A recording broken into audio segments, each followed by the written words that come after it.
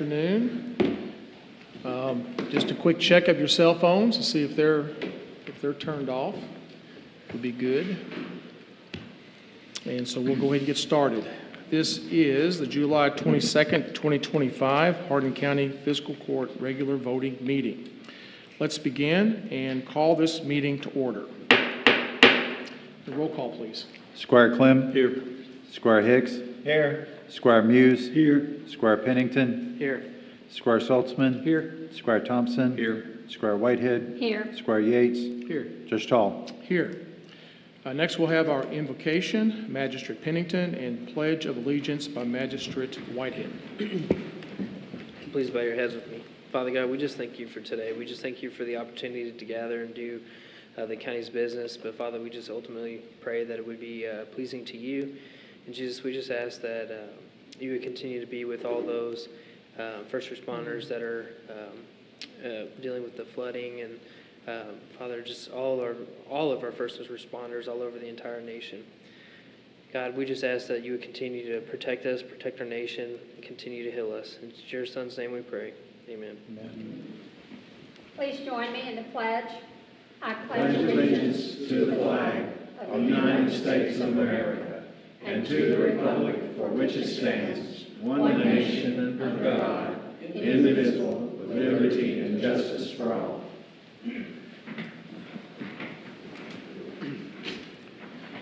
All right. Well, thanks again for joining today. It's great to see all of you here. We do have the mayor, Cerisi, of West Point, still part of Hardin County, and Maria Bell. We have a councilwoman in Radcliffe here with us today. So thank you for being with us.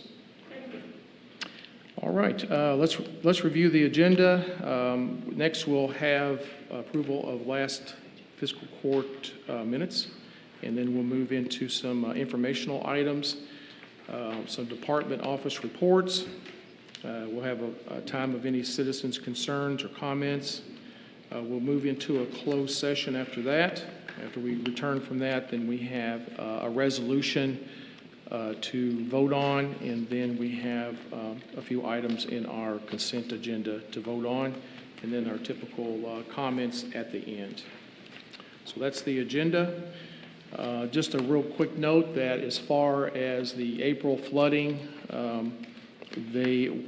FEMA is still, their office is still open, but it's only till Friday. I believe it's the last day. And it's not to say that people can't still get some help. After that, they just won't have the office to go to. So just a reminder, if you're going to do that in person, Friday's the last day. Also, I requested an update on the public assistance side of FEMA, and so sadly there is no change to that report. The request is still pending with the administration in D.C. It's not been denied. It is still under consideration. And of course, there's been congressional interest in this issue, and hopefully things will change soon and we'll be able to get that public assistance that we need to pay for a significant amount of repairs, primarily for roads that we need to repair. So we have that. Okay, I think that's it. We'll move on into approval of Hardin County Fiscal Court July 8th, 2025 minutes. I need a motion to approve. So moved. Moved. Seconded. Any discussion? Okay, roll call, please. Squire Clem. Yes. Squire Hicks. Yes. Squire Muse. Yes. Squire Pennington. Yes. Squire Saltzman. Yes. Squire Thompson. Yes. Squire Whitehead. Yes. Squire Yates. Yes. Judge Tall. Yes, motion passes.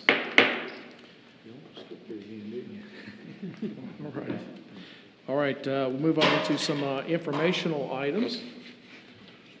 And our first item is a very positive thing. We've, for the website Reimagine project, we had our first, and I already showed this at another court meeting, and we're going to give this to the main person that worked on this, Aaron Miller, here in just a moment.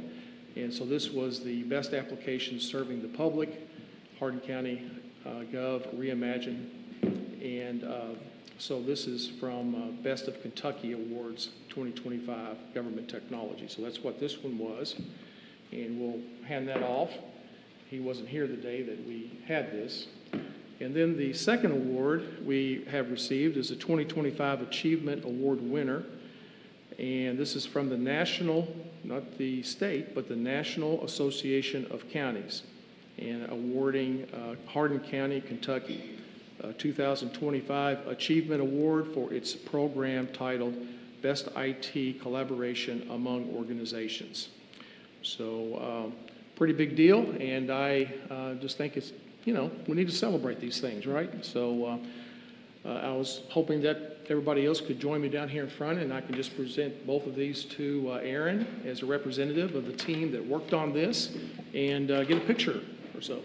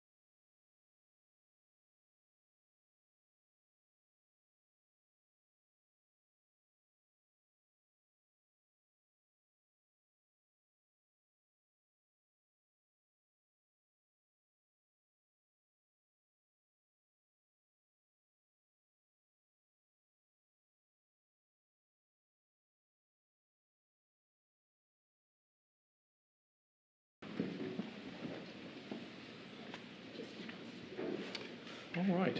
So congratulations, Aaron. And I know you represent a team that worked hard on this for a long time. So thanks again for all your work. All right, we'll move on to the next item, and that is the Kentucky-Ohio River Regional Recreation Authority, or CORA, as it's known. And this is an update that Mayor Cerisi is going to provide for us today. Thank you. Good evening, all. Good evening. Thank you, Judge. Court, good to see everyone. I'll make this brief. I just recently attended the third CORA meeting up in this time we were in Northern Kentucky. The organization's moving forward. Judge Owen McNeil of Mason County is the chairman, and we're struggling, but we're getting there. The PowerPoint is really for me, not for you guys, because I can't remember what I'm talking about when I'm in these things. So just a CORA update. Kentucky-Ohio River Regional Recreation Authority. Try to say that 3 times real quick. You won't get through it, I guarantee it. Created by House Bill 712, the purpose of the authority is to establish, maintain, and promote a recreational trail system throughout recreational areas designated by CORA to increase economic development, tourism, and outdoor recreation for residents and visitors. I think they could have got recreational in there more than once, but that's just your legislature. CORA is modeled after the KMRRA, which is the Kentucky Mountain Regional Recreational Authority. It's been in business a few years now, and what they've done is they have tied the trails together in eastern Kentucky to make ATV trails. And it's become a huge tourist attraction, and they're pretty well funded, and they're making real progress in taking areas that were previous coal mines and wasted farmlands and making it useful to the public. And as you all know, trails, particularly trails in this part of the country, need all the help they can get as far as the funding. So, okay, then Hardin County became a participant in the formation and governance, imagine that, of the authority by your resolution 2024-144 passed July 30th, 2024. Due to the 2.9-mile shoreline on the Ohio River and West Point, We have the shortest shoreline of all 25 participating counties, if that doesn't surprise you. Half the people in Kentucky, most of the people in Hardin County do not realize that Hardin County touches the Ohio River until it comes into our back door. Judge Tall made me the designee for the county, so I get to go to all the meetings. So he took my help and gave me another job. So I don't know which one of us came out on the right end of that, but so it goes. The real benefit for us is this very short shoreline, although so we're not looking at big investments, but we will get the benefit of this overall regional. It's all 25 counties that touch the Ohio River in Kentucky. So it's a major undertaking, and we're almost right in the middle. Cora will be seeking funding in the coming state budget to achieve its statute-stated obligation to employ an executive director. It's just like your government to give you a mandate and not give you any money to do so. But in all honesty, when the legislature formed this organization, it required at least 11 of the 25 counties sign on and do the resolution before it could actually be created. So funding's on its way. And we may charge fees, establish a sinking fund, and seek grants to meet the mission of construction, financing, maintaining recreational facilities on both public and private land.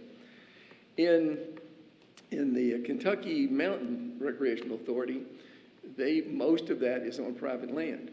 And the upside to these authorities is that the authority can assume the liability for the private landowner. So private landowners are much more willing to allow people to use the trails, and in this case, we'll probably be using access to the river, but they are then covered by the authority's insurance. So they have no liability. One of the things that came out of the meeting that we just came from is we will be applying for $1 million in funding from the state legislature, which we will more than likely get when the Kentucky Mountain Recreational Authority was established. That's the very first year they got $1 million. I think they're well over that now. But it is getting funded by the state in its largest portion, primarily for tourism and land development. Okay, so what does this mean for Hardin County? The biggest thing is a much larger voice in the legislature for state funding and for recreational assets and increased tourism, while conserving local resources. I have to speak for West Point. We don't have any local resources. We have very, very little money to do this. And to be able to be a part of this larger group, thanks to you guys, is going to give us an opportunity to increase our tourism base, probably add some trails, et cetera. So it's a big deal for West Point, and it's also a big deal, I think, for Hardin County. Puts us back on the map.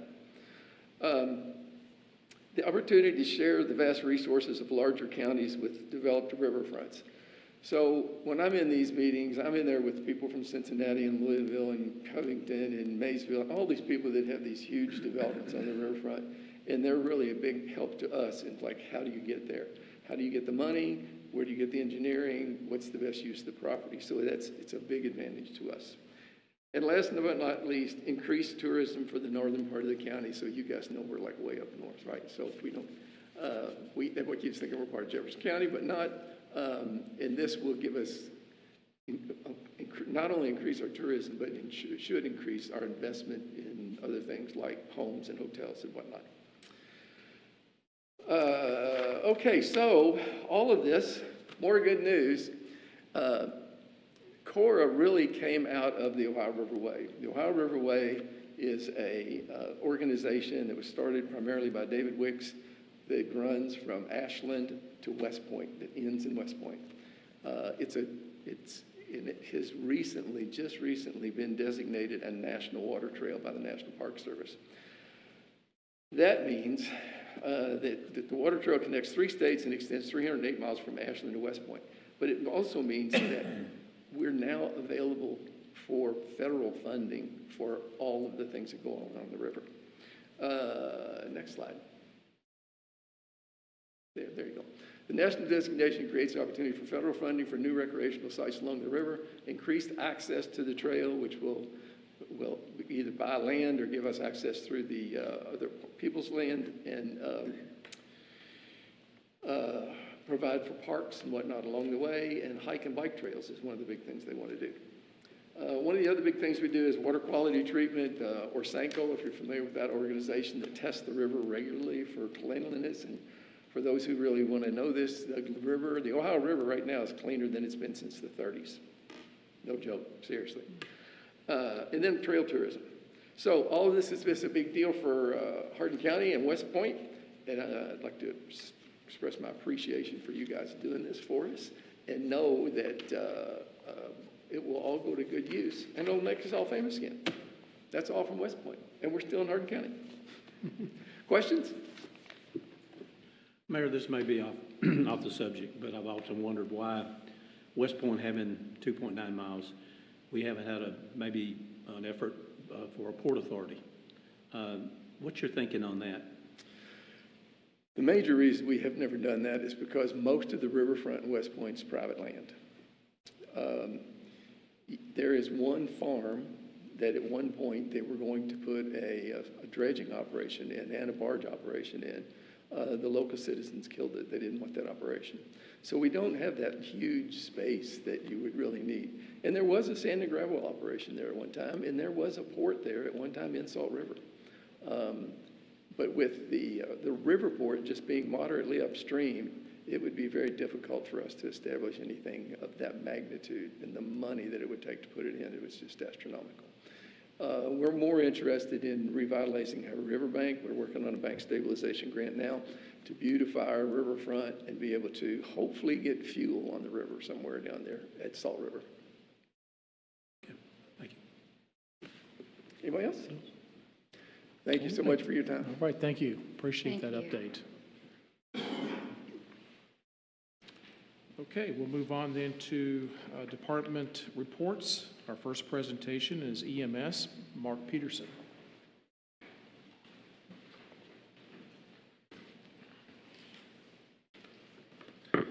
Good evening. I have the end-of-year report for Hardin County EMS for you all this evening. Ended up with June, here's our call data. We finished June with 1,345 runs. Of those, 1,323 were 911 type runs, 13 transfers, and 160 canceled runs. Reimbursements for the month of June, we collected $646,413 compared to $443,000 in June of '24. This is our year-to-date call volume. We finished the year with 16,683 runs. Of those, 16,404 were 911, 279 transfers, and then 1,642 were canceled runs. Breakdown of responses by our ambulance units and where they're assigned. As you can see, the top three there are all stationed out of our E-Town station next door, followed by our squad that is stationed at the detention center, then our Radcliffe units, and then lastly our Sonora units. Breakdown of our 5-year response history. Our overall volume is down, however, our 911 volume is up as compared to years past. And this is our collection. Comparison to last year, we collected $7,063,000 versus 6.2 last year. And then a breakdown of our 5-year revenue history. As you can see, it's our best year that we've had over the last 5 years with revenue, even with volume down. This is a look at our first year with 911 billing and our average reimbursement per run by month. We had a slow start. There was some computer hiccups for them to get get our run reports initially, but once they got caught up and going, they did very well. Our fiscal year average turned out to be about $367 per run. And as you can see, there's a 5-year look at that, which was our best year as well for average reimbursement per run. At this time, I'll take any questions. How are the new ambulances? Huh? How are the new ambulances? They are good. One was inspected yesterday by Kentucky Board of EMS. It's ready to roll, and the other 2 will be inspected next week and ready to go. Thank you. I think that's a new chart showing the runs from the different stations. Yes, sir. Thank you. That's very good. I like that chart. Yes, sir. I'll add it. Appreciate it. Yes, sir. Anything else? All right, thank you. Thank you all. Appreciate the Thank you. report. All right, next up is 911, Mike Leo. Good afternoon. Good evening. Good evening. Good evening. It's kind of chilly here, isn't it? I'm here to present the June statistics from 911 Center, and then I have some year-end data after that. So 911 calls answered for the month of June, 4,634. 10,405 CAD reports created, answered 5,624 administrative calls. Dispatched 1,362 EMS runs, 428 fire runs, handled 22,650 attempt to serve, prisoner transport, and traffic stop type calls, and 39,699 NCIC and link transactions. It shows the calls are serviced by agency. So EMS at 33.8%, Radcliffe Police 27.7%, Sheriff's Office at 20.2%, and the remainder of the agencies we dispatch for, you can see their percentages there. Fire runs by department for the month of June, to E-Town 41.1, Radcliffe 19.5. You can see the remainder of the agencies' percentages there. Calls transferred to secondary sites for the month of June, total calls transferred 776, 689 to the E-Town Police, 87 to the State Police.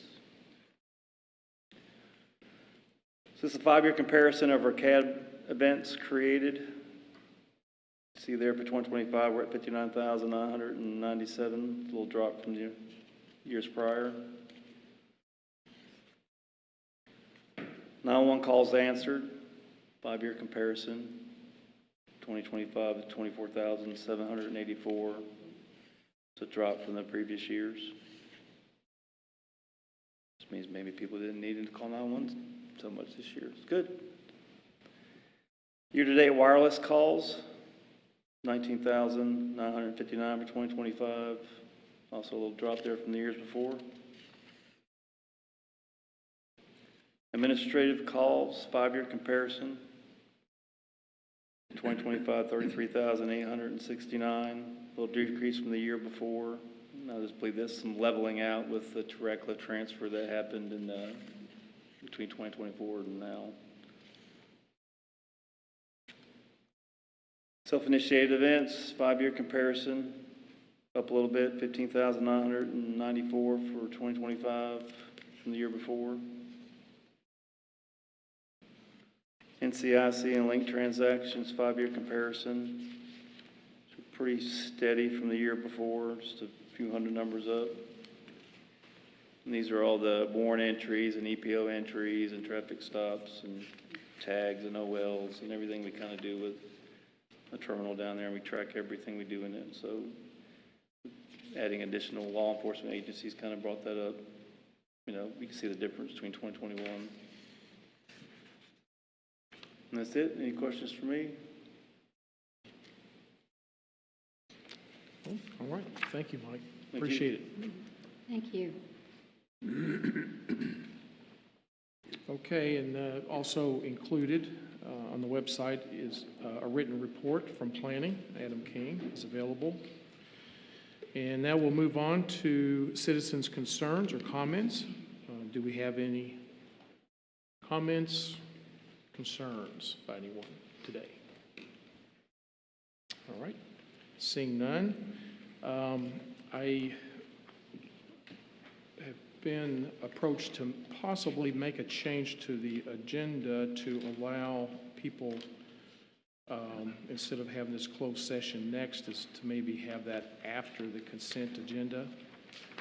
That would allow people that are interested in the business part of this, they can leave after that if they want to. So I think that's probably best if we just go ahead and just change that up and put the closed session after we vote on these other items. So let's move on over to our ordinances and resolutions. The one that we have on here is to approve Resolution 142 related to the approval of, it's basically a recommendation to the Kentucky General Assembly, which includes primarily to our state legislators, and so we've got actually in the resolution itself, if I could actually read this, it's pretty short. Resolution of Hardin County, Kentucky Fiscal Court to support of renaming a section of 31W from the Hardin County line north of Fort Knox south to Veterans Way, Elizabethtown, in honor of our Iraq and Afghan veterans. Whereas Hardin County respects and admires these individuals that have served with a great sense of patriotism, and whereas their dedication and sacrifice have made a profound impact, and we are truly grateful, and whereas know that their bravery and commitment are deeply appreciated, and whereas Hardin County would like to officially designate a section of 31W to honor our Iraq and Afghan veterans. Now therefore be it resolved that the Hardin County, Kentucky Fiscal Court hereby recommends to the Kentucky General Assembly State Representatives Steve Bratcher, Josh Callaway, Peyton Griffey, Samara Heverin, Nancy Tate, State Senator Matt Deneen, to rename a section of 31W from the Hardin County line north of Fort Knox south to Veterans Way in Elizabethtown to be dedicated to our Iraq and Afghan veterans in honor of their service to our community. So that's what we're voting on today. Is there a motion to approve this resolution? I make a motion. Second. Did you catch second? Okay. Is there any discussion? Judge, I just want to make a comment. I'm a veteran myself, Vietnam veteran. Fully supporting any of our veteran groups and recognizing their duty to this country. But I would like to also, since our resolution doesn't spell it out, give the public a little bit of background. This started June the 9th, I think, in our Public Works Committee. I believe Mr. Robert Casher approached you. He's with the JECVO, that's a Joint Executive Council of Veterans Organization. He requested that we pass a resolution in support of this, not petition, but in support of. So that's what we're doing today. After I think we tabled it initially till we could find out more about this organization and check with our local veterans and stuff. So I'd like to give him credit too for initiating this resolution to the court. Very good, thank you. Any other discussion? Hearing none, we'll have a roll call, please. Squire Clem? Yes. Squire Hicks? Yes. Squire Muse? Yes. Squire Pennington? Yes. Squire Saltzman? Yes. Squire Thompson? Yes. Squire Whitehead? Yes. Squire Yates? Yes. Judge Tall? Yes, motion passes. All right, let's review the consent agenda. The first four items, A through D, are all financial in nature, and then also item J, which is the financial transfers, and Resolution 140. Next is item E, that is Resolution 135. This is approval to appointment of Paul Hayes to the Hardin County Water District Number 1 Board for a full term, 4-year term, from September 1st, 2025 through August 31st, 2029. The next item is approved Resolution 136, and this is related to approval of Know Before IT Security Awareness Training Renewal. This is about a $5,000 annual expenditure. The next item, two items, are around some roads and bridge. The Resolution 137 is related to approval of the Kentucky Transportation Cabinet County Priority Projects Program. This is almost $500,000 for Nike Pike and Middle Creek Road for resurfacing. And this is about, for those that are interested, Nike Pike is from Franklin Crossroads Road extending to Richardson Road, and that's about 3.4 miles of road. And then Middle Creek Road is from Kentucky 567, extending to Red Mill Road for approximately 1.8 miles, so about 5.2 miles of road, about $500,000 there. So excited about getting that through and starting those projects. Next one is approval of Resolution 138 related to approval of the Horseshoe Bend Road. And this is about $136,000 to repair that bridge. All right. The next one is 139. It's related to approval of some EMS personnel changes. And then item K, which is Resolution 141, is related to the approval of 2025 Kentucky Department of Agriculture Spay and Neuter grant application.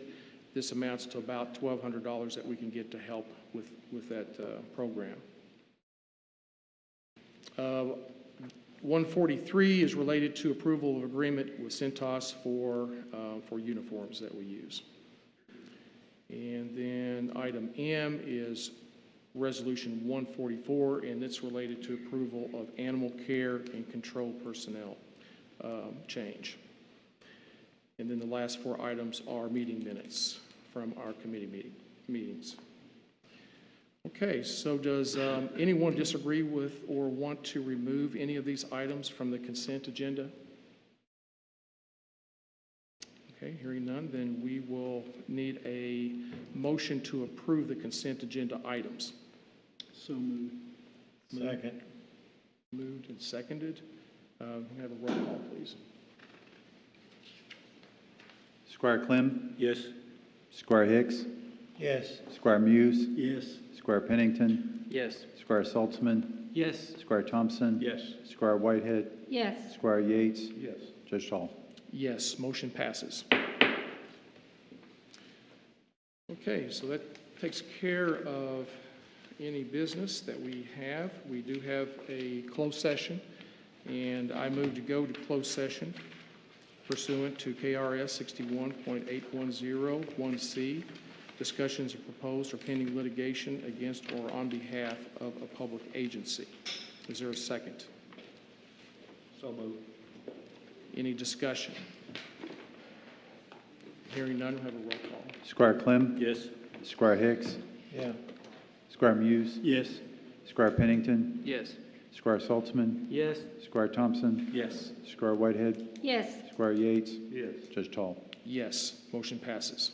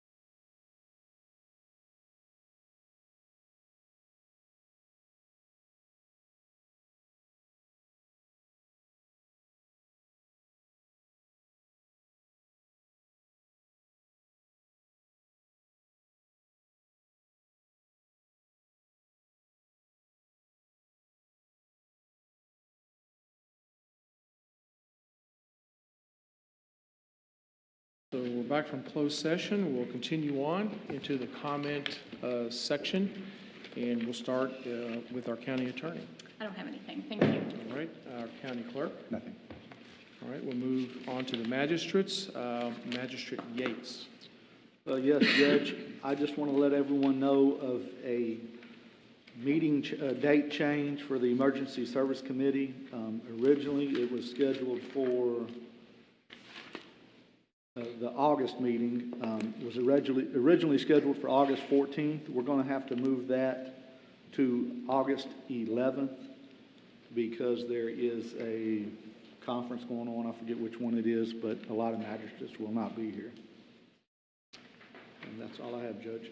All right, thank you. Magistrate Saltzman. Nothing, sir. Thank you. All right. Magistrate Whitehead. Yes, want to remind the public about the Resources and Community Support Committee meeting, Monday, August the 18th at 3:30. Thank you.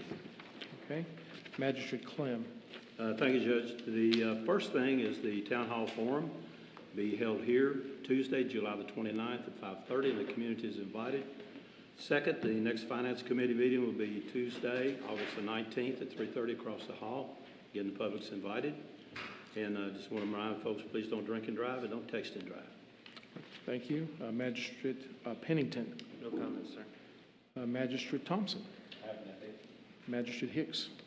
Yes, we've got a big weekend coming up in Elizabethtown this weekend. Thursday evening, Smokey and the Bandit will be on to State Theater, and the big car show out at Freeman Lake, and a lot of good music will be out there Friday. So I encourage people here to come out and support the county and the city of Elizabethtown.